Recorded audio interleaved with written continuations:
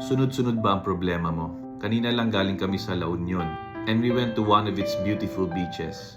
At napansin ko ang lakas ng alon kasi malakas yung hangin. Sunod-sunod yung malalaking alon.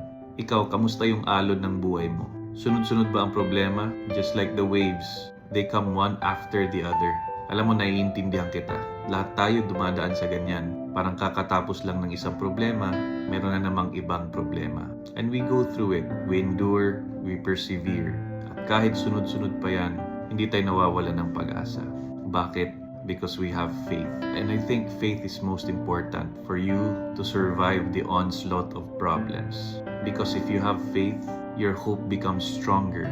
Let's not forget, kahit malakas yung alon ng problema sa buhay mo, meron din tinatawag na waves of mercy and grace. May awa ang Diyos. Katapos ng sunod-sunod mong mga suliranin, ay naniniwala ako na susunod din yung mga blessings sa buhay mo. Because the Lord looks upon us and gives us the grace sufficient enough to overcome these problems. So there will be waves of mercy and grace. Katulad lang ng tinuro ni St. Ignatius na may desolation sa buhay natin, meron ding mga consolations. Kaya kung malakas ang alon ng problema, kapit lang kay Lord.